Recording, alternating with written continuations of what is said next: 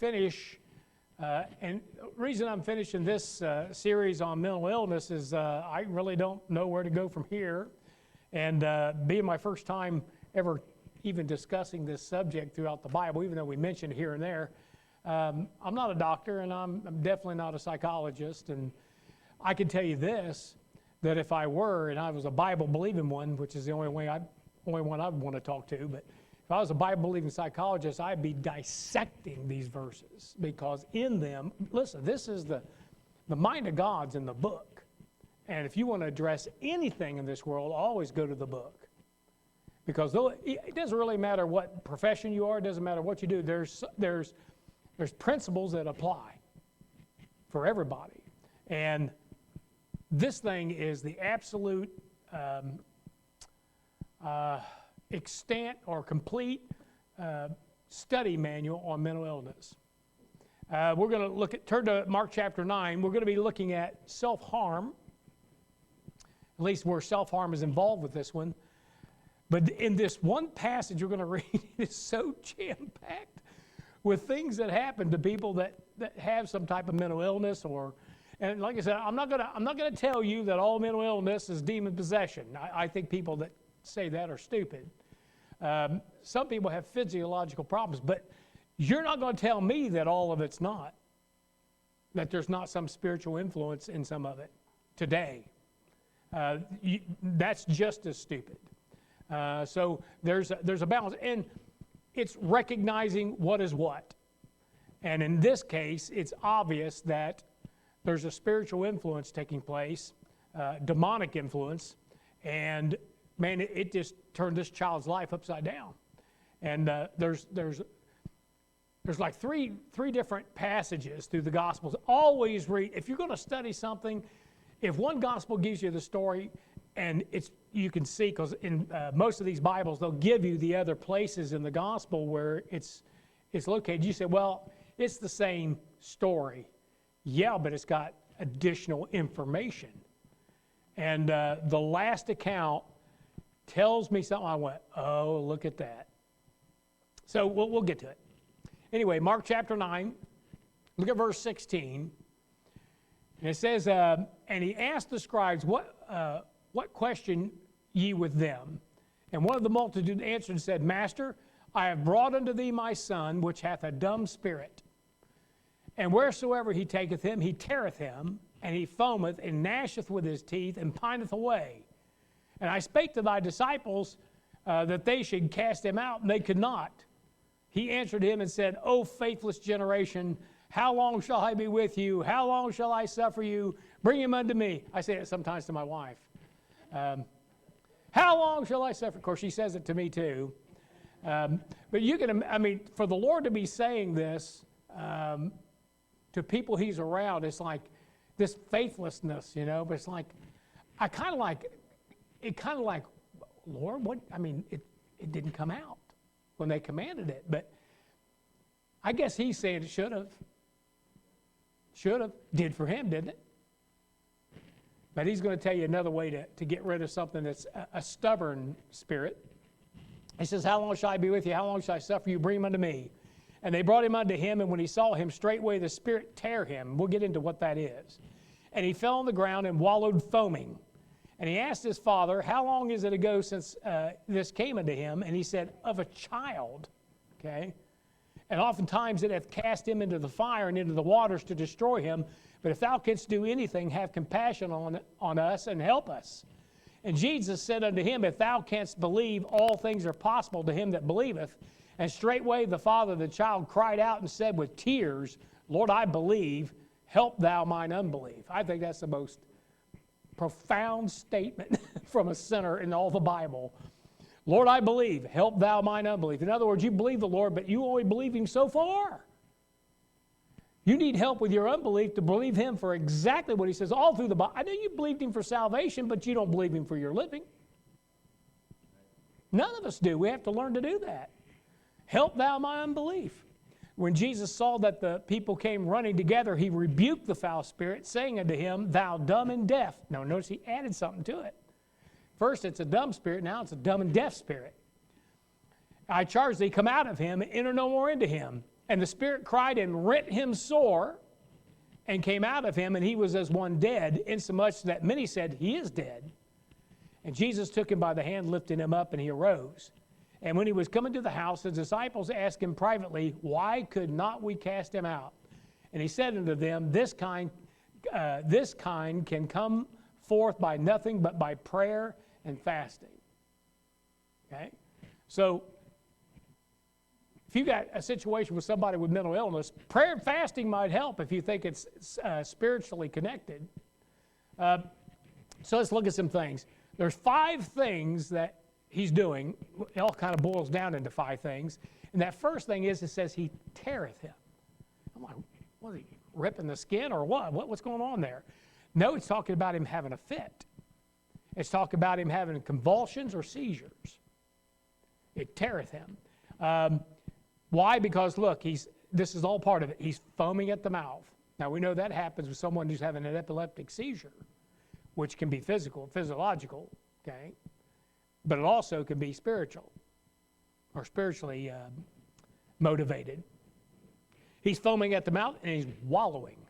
Well, that's what they do. They're on the ground wallowing, foaming at the mouth, gnashing the teeth. That's why they try to get something in their mouth so they don't bite their tongue. This is all right here in the passage. And of course, all those things together, well, that just sounds like epilepsy, and the Bible's just stupid, and we know what that is. You do? Do you know how to mask it? Do you know how to cure it? I know you know how to mask it. There's all kinds of drugs that mask mental illness. They don't cure nothing. Why? If they come off the drugs, what happens? They relapse even worse.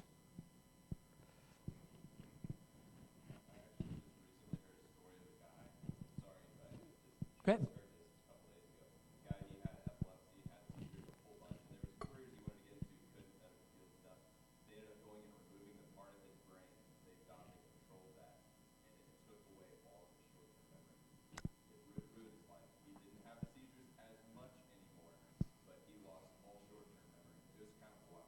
They could have cut off his head and cured him.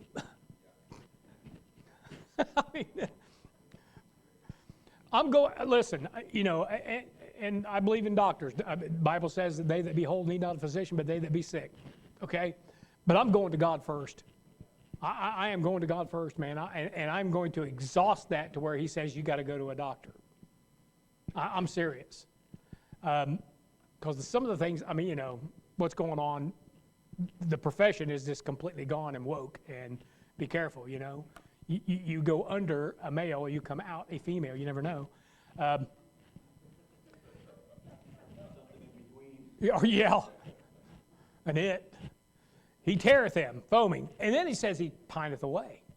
Well, what's the one thing, when people start losing a lot of weight, when they lose their appetite, that's a bad sign. We say that people usually, when people get older and everything and they're starting to fail, they lose their appetite for food completely. And now, you either force feeding them or you just let them starve. And a lot of times they just let them go. If they're not hungry and they're not feeling the sensation of starving, but you're still starving them, but, if they won't eat, they won't eat. So a severe weight loss or loss of appetite, a deaf and dumb spirit. Now that's, I've heard of this, where children just stop speaking. But have you heard of where they stop hearing?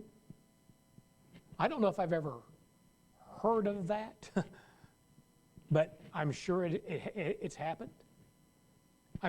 Some of these things that we attribute to being physiological or spiritual. Like I said, there's both. People can go deaf. From having scarlet fever, it can make you go deaf. Different things can affect you physically and cause you to go deaf, but there's a spiritual thing here. This kid is deaf and dumb. That means he can't speak. Not that he's stupid. He's deaf and dumb. And it's a spirit. I think that's kind of wild.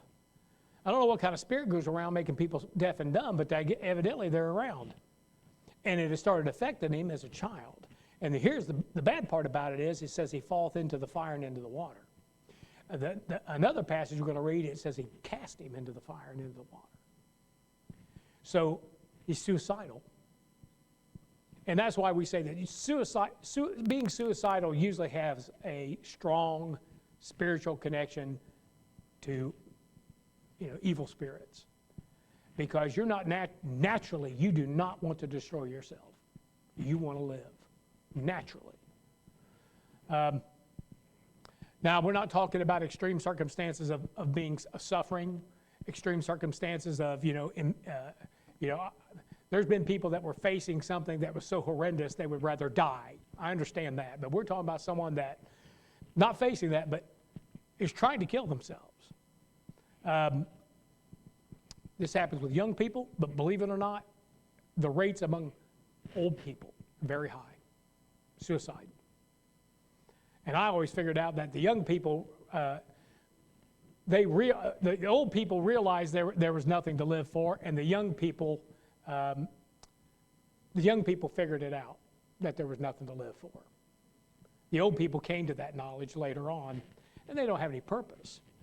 A Christian, I'm not saying you can't be in enough pain. You just rather go. I mean, I'd rather go home. I'm not in any pain. I'd rather the rapture happen right now. And I realize that's not dying, but I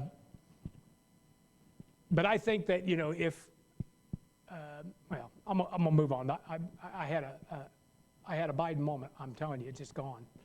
Anyway, yeah. Somebody cast him out, please. Somebody fast for me. Huh? Yeah. Yeah. Oh. So he falleth into the fire and into the water. And then the last thing, in fact, we got to read a couple more passages. Look at Matthew 17. I should have read these first. Matthew 17, look at verse 14 to 16. This is the Matthew's version. And when they were come to the multitude, there came to him a certain man kneeling down to him and saying, Lord, have mercy on my son, for he is lunatic and sore vexed. For oftentimes he falleth into the fire and oft into the water. And I brought him to thy disciples, and they cannot cure him. So now we have something added where lunatic, the word luna, moonstruck. I don't understand all these, how all that works, but they say the word lunatic, sore vexed. Somebody's vexing you, just cast a spell on you like. It says he's sore vexed, and states here again that he falleth into the water or into the fire and often into the water. You ever been out with a camping trip, and you got a little campfire, and the one thing we're paranoid out here when we have our little fireside Wednesday nights is children getting too close to that fire. But you imagine a kid just jumps up and runs and dives into the fire?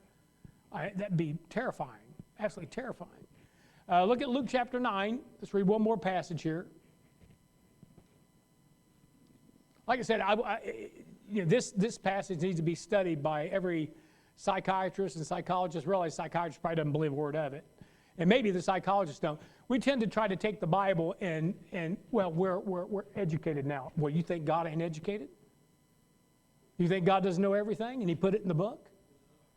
You're the one that's backsliding on education, not God, not the Bible. In Luke chapter 9, verse 38 to 40, it says, And behold, a man of the company cried out, saying, Master, I beseech thee, look upon my son, here it is, for he is mine only child. You said, what? Only children tend to have more mental problems than a family full of kids. Why? Because they're doted on. Everything's done for them, all the attention they get, and it tends to spoil them. Because he says, how long has this been happening to him? Of a child. Well, something brought this on, or every kid would be possessed, and maybe all of them are, I don't know. But something brought this on, and the fact that he said, he is mine only child, kind of gives me, why did God add that? Why is that in there? Is to let you know that, he may have been, There's some cause here. The father is just beside himself, wants the Lord to help him. I mean, he's in tears. People that dote on the children, they love their children. I'm not saying they love them too much. They just don't know what to do for them that's good for them. But when you have a bunch of children, you can't really dote on them because you get too many to dote upon. You just, say, well, go play. Go play. Oh, get up, you're fine. Rather than running over, because children that are doted upon, and this they develop wrong. They think they're the center of the universe. They think that everything evolves around them, everything is for them, and that really nobody else really matters, just them. And that's what a child starts to believe. And let me tell you, a child like that is a problem child. In fact, we're going to be discussing that here in a little bit more depth. But it says, for he is mine only child, and lo, a spirit taketh him. How'd that happen? Yep, easy prey. And he suddenly crieth out, and it teareth him. There's those fits that he's having. That he foameth again, and bruising him. Oh, something else added now. That's the fifth one, bruising. A lot of these demon-possessed movies or whatever, they'll show a bruise or a handprint, show up on the arm. I mean, there may be something to that, I don't know, but there's bruising here. It says it hardly departed from him. In other words, there's never a time when this kid doesn't have bruises on him. And they can't find any reason why he would have them. And that's kind of, it's a good thing that's not happening to your kids a lot, because, if you have to take them to the doctor and you're trying to say, no, a spirit did that, they'll lock you up. He says, I besought thy disciples to cast him out, and they could not. So, the disciples, they can't win with this one. I mean, they're just like, he said he gave them power over spirits to cast out devils. They're casting them out, and everybody's patting them on the back, wonderful job. Okay, we got this kid here. Now, I don't believe this is a child here. It said of a child. He's probably a teenager. I can't think of anything more terrifying than a demon-possessed teenager. Can you?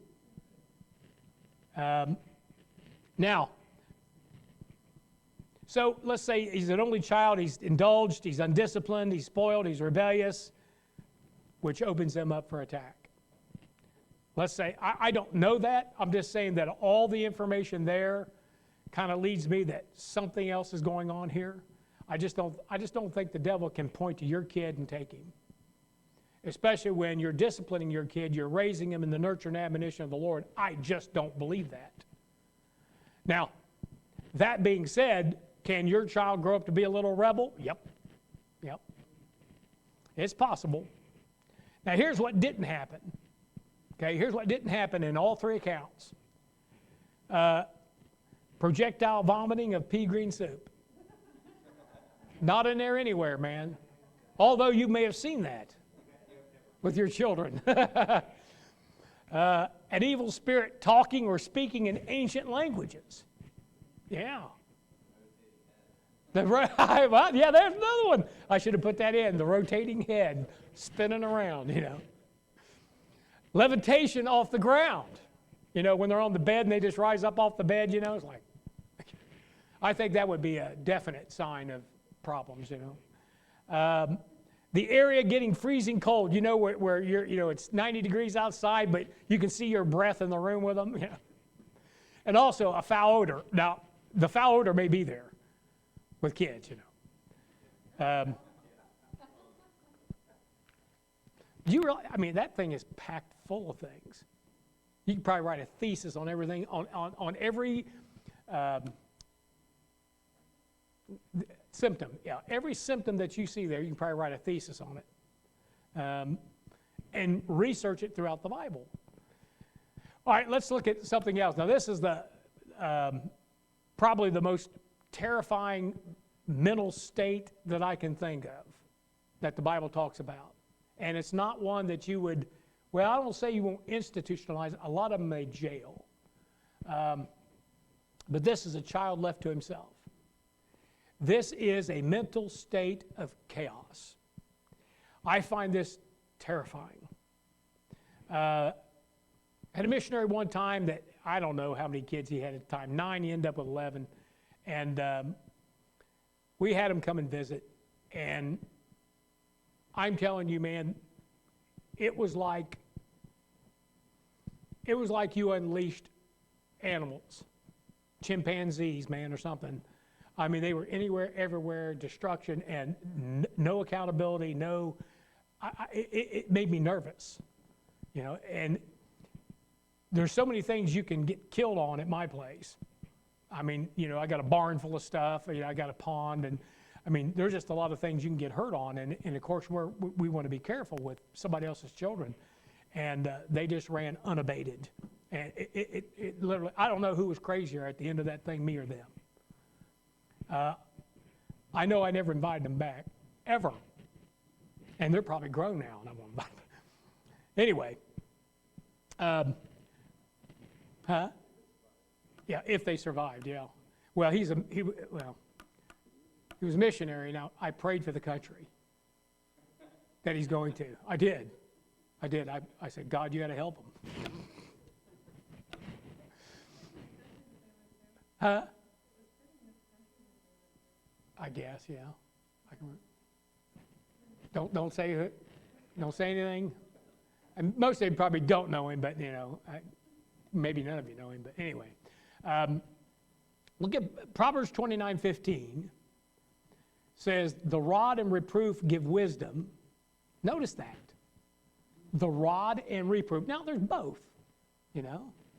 You don't always whip your child. Sometimes you just reprove your child. A lot of times out in public, about all you can do is reprove your child. But when you get them home, you know, there's the switch or the paddle or whatever painful device you're using, and it giveth wisdom. It's instruction. Probably those 5 seconds, and that's probably as long as most parents paddle a child, that 5 seconds teaches them more than probably 5 hours of lecture. You know, and people don't realize that. The reproof give wisdom, and when you don't do that, well, you're going to have a fool for a child, and you will pay. They'll make you pay, and you'll pay in spades, and you'll pay in tears, you'll pay in pain, you'll pay in money. The payment is just unbelievable. The embarrassment is even greater because you know you're partly to blame for that child. I mean, that child's on his own after they hit 18, but you know you're partly to blame for, if not a good portion of the blame. You got to put it on them because we can all decide to do the right thing with a free will. But it says, but a child left to himself bringeth his mother to shame, and that's just it. That child is not going to turn out right. And one of these days, mom's going to be reading about him in the paper, or she's going to get the phone call, you know, come and bail me out, or, oh, I did something and I'm in real trouble. And it might be something that's totally embarrassing to a mother. But here's what I can tell you about that. They're selfish to a fault. Selfish to a fault. And I'm going to say that every family has probably one, maybe more. You're somebody in your, maybe not in your direct family, but maybe in your cousins, aunts, uncles, whatever. You know somebody that's like this. And you know, we've had one in our family, at least one, and it was exactly like that. He never did anything with that with himself in mind. Nothing, ever. Ever. Never a consideration for somebody else. Everything, every action, every word that came out of his mouth was for his own benefit. And he's an adult now, and he's still fighting that fight, man. It's still all about him. The worst thing for us to get over as Christians is it's not about us. It's about him. And getting ourselves out of the way. It's the hardest thing to do, isn't it? Because we want it to be about us. We're selfish. I want it to be about me. But it's not about you, and it's not about me. It's about him.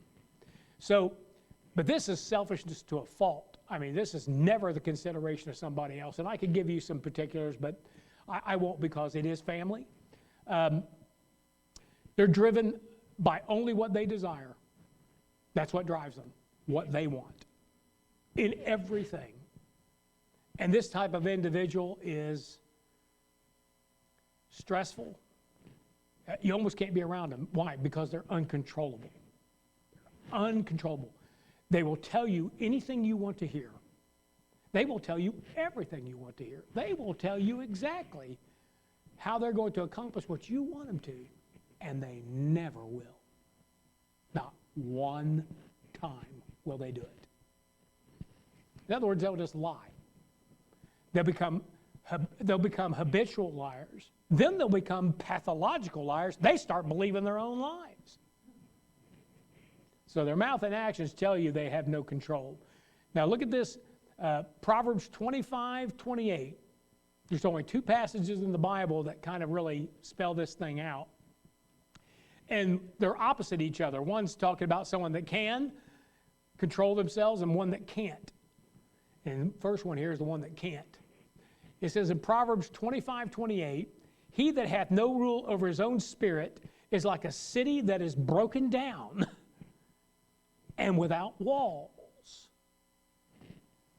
In other words, this child who has been indulged, I don't think you can be this bad. I don't think you can come out being disciplined and raised and loved, okay? And loved and turn out like this. Okay, I don't think if there's discipline and there's the things that are involved, I just don't think you can turn out like this. This individual has been indulged and ignored, but indulged more and more.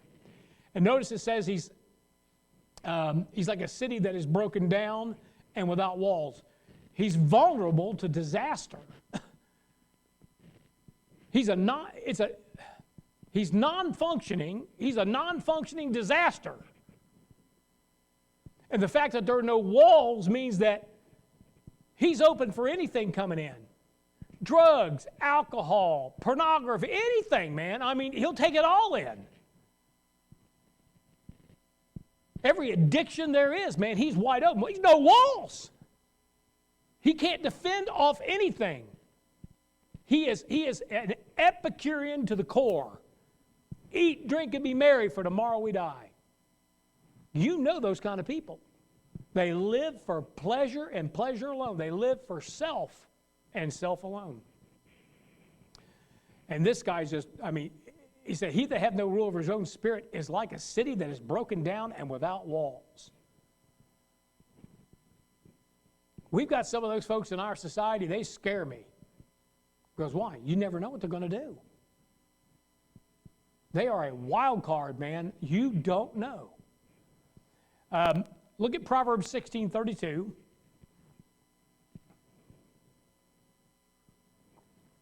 Proverbs 16:32. And here's the opposite. So he that is slow to anger is better than the mighty. And he that ruleth his spirit than he that taketh a city. Kind of like the opposite effect here.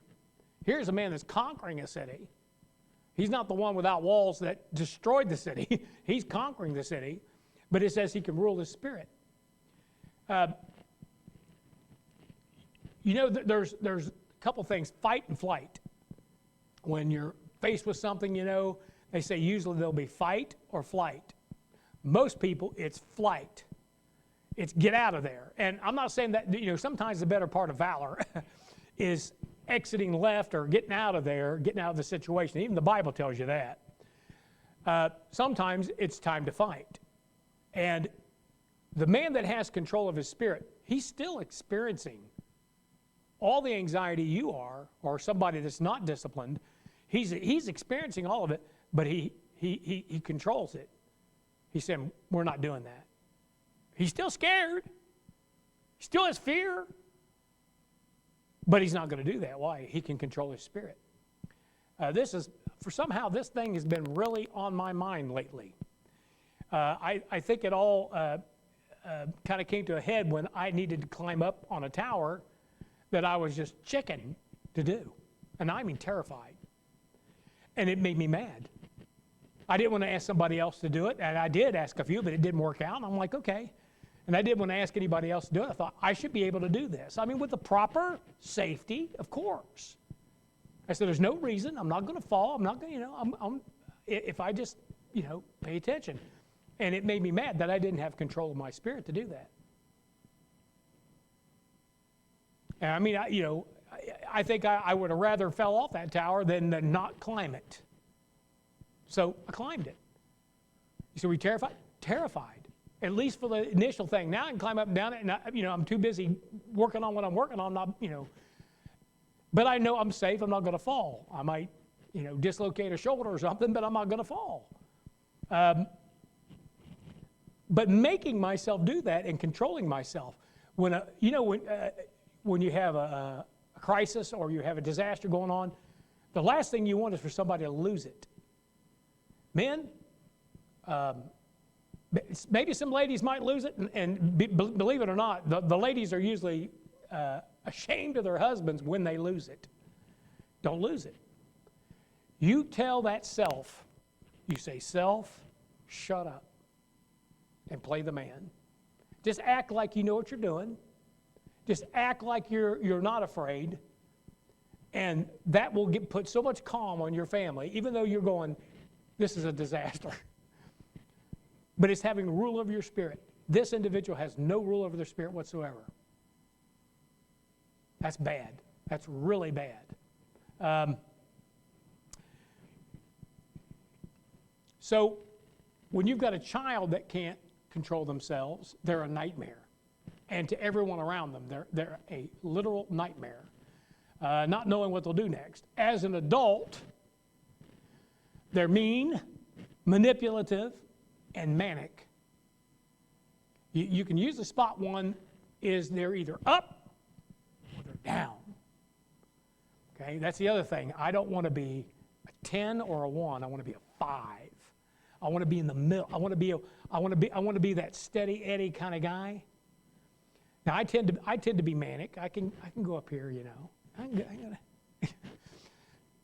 But it's when somebody drops from a 10 to a 1 in about a second. That's kind of individual. They go from they are exuberant to a meltdown. Maybe you know somebody like that. Well, let's read about somebody that's like that, kind of like that. Look at 1 Samuel chapter 2. 1 Samuel chapter 2, look at verse 12, and we'll finish up with this. And these are the sons of Eli, and they kind of fit this description.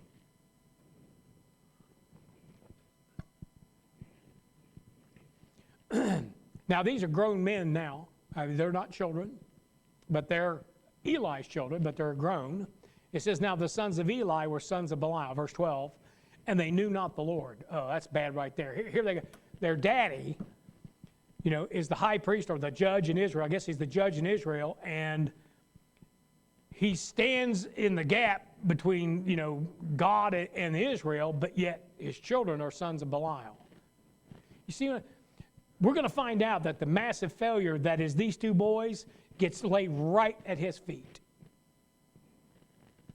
And the priest custom with the people was that when any man offered sacrifice, the priest's servant came while the flesh was in seething with a flesh hook of 3 teeth in his hand. That's where you get that pitchfork thing.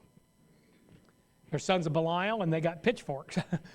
And it says, and he struck it into the pan or the kettle or cauldron or pot, and all that the flesh hook brought up, the priest took for himself. In other words, they were to live, they that preach the gospel should live of the gospel. Well, they were to live of those sacrifices. They had to live somehow.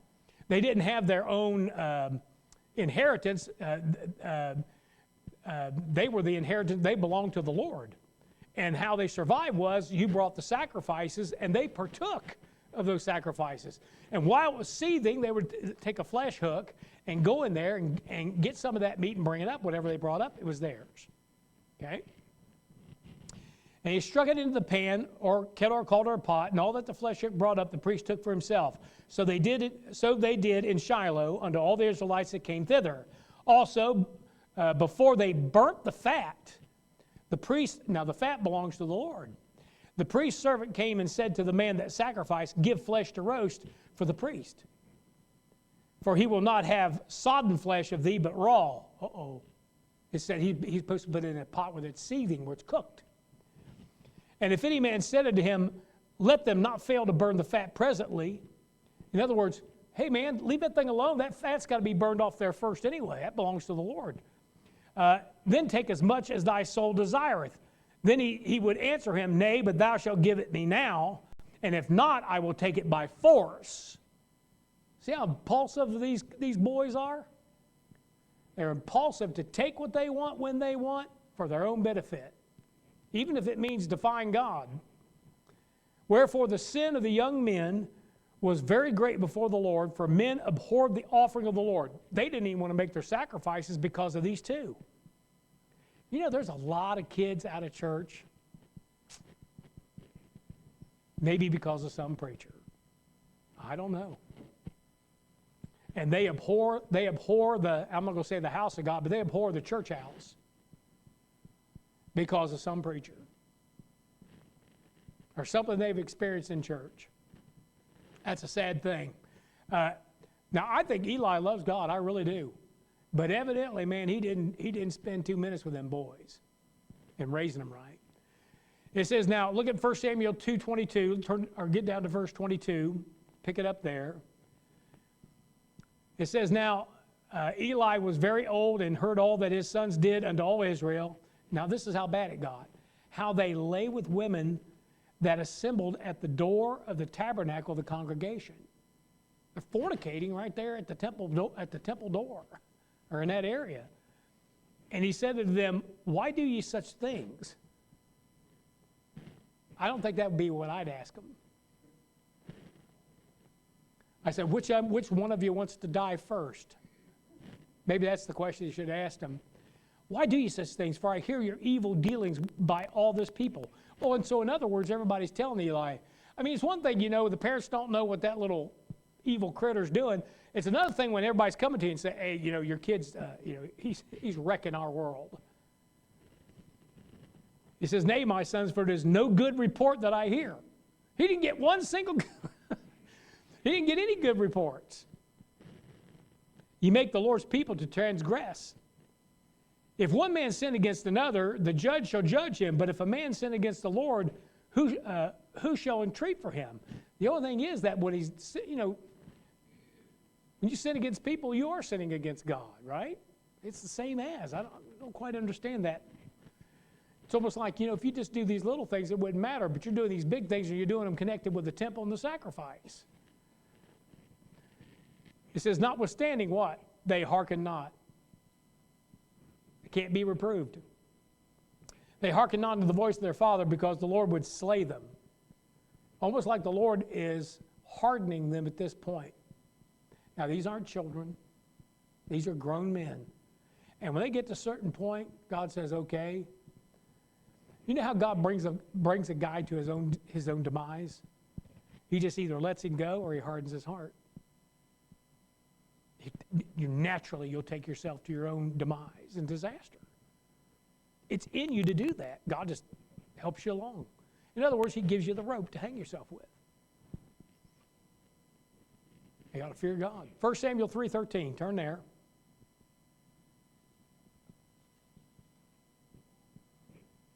You say, well, it's not Eli's fault. Well, according to God, it is. He says, for I have told him that I will judge his house forever. What? I mean, raise two bad kids and God's going to fix you forever? Well, think about the line. If the line stopped, you know how he affected him forever? He killed them boys. And I don't know, Ichabod is born at that point, which means the glory hath departed, and I'm not so sure if he doesn't get killed. I don't know. I didn't bother to even look at that. But he's affecting their line forever. And remember, that's important to a Jew. They just keep passing down their inheritance. He says, for I told him that I would judge his house forever for the iniquity which he knoweth, because his sons made themselves vile, and he restrained them not. So that's why I think that other kid in the other example, who's the only child, probably had something like this happening to him too, where he wasn't disciplined, he wasn't. You train up a child in the way that he should go, and when he is old, he'll not depart from it. In other words, what you do for a child, it impressions in them something that stays with them their entire life. You know that. You know, when you meet somebody, you say, I can see your mom in you. I can see your dad in you. I mean, how many people say that to you? People say it to me all the time. That knew my dad, knew my mom. They say, you look just like your dad. I've had them say, you look just like your mom. I'm like, well, I look like both of them, I guess. But they say, I see the mannerisms of your dad in you. Sometimes they don't mean it nicely, too. I see your dad's mannerisms in you. I see your mom's sense of humor, or your mom's wit. I see your mom's, something like that. Why? Because they impressed upon me. They made an impression in me permanently. That's what you're doing with children. That's why children need to be kept from a lot of things in this world. Because an adult can process things, and for a child it just clings to them. And that's the reason why you protect them from stuff. What you can watch on a TV is not the same thing they can watch on a TV. They just can't. Probably shouldn't be watching TV at all, but the whole point is that certain things adults can discuss and talk about that you shouldn't talk about with children. Why? It's too adult. Your minds are,